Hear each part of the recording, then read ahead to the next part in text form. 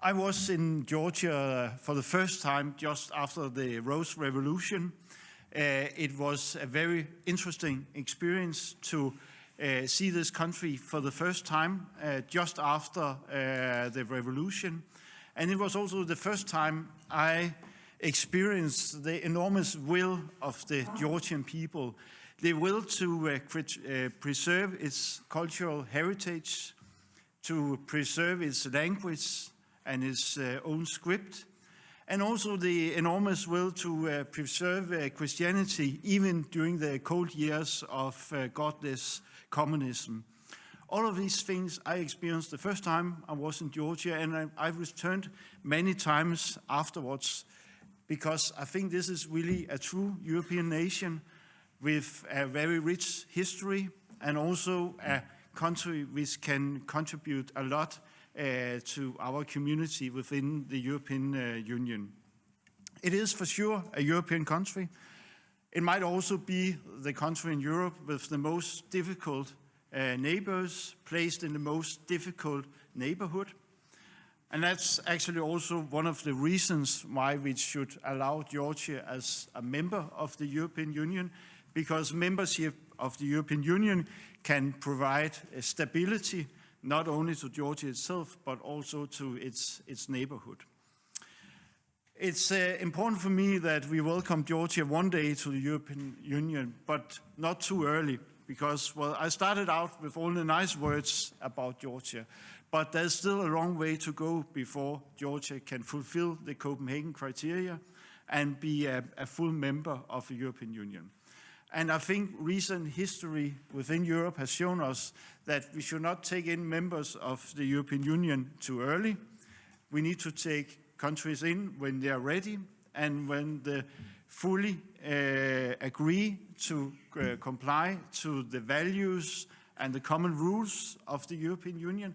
If we do it too early, then it will weaken the European Union and also the whole perspective of why should one country be a member of the European Union. But when a country is ready, then there should be no reason to say no to Georgia.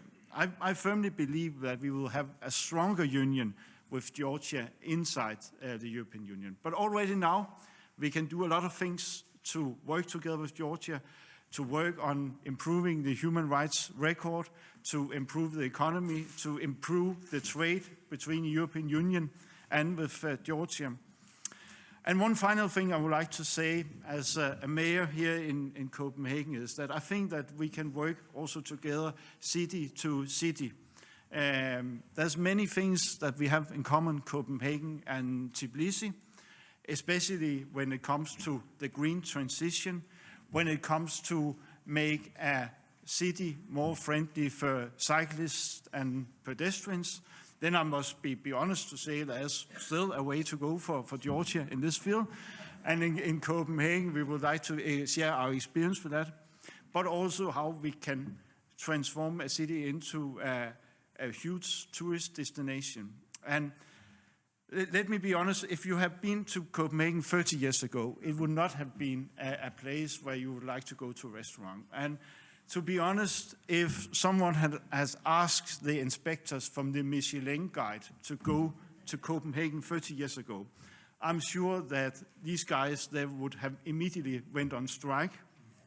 They might even have allied with the French peasants and blocked the highways in France, because no French person would like to go into a Danish restaurant 30 years ago.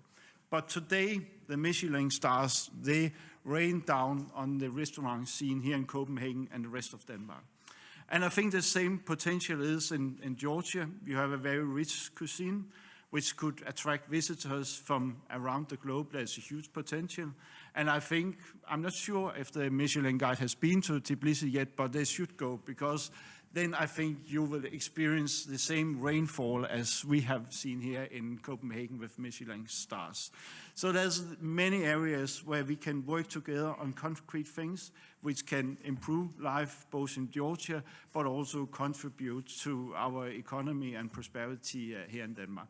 And it all requires that we keep Georgia close to us and having the perspective of membership of the European Union one day.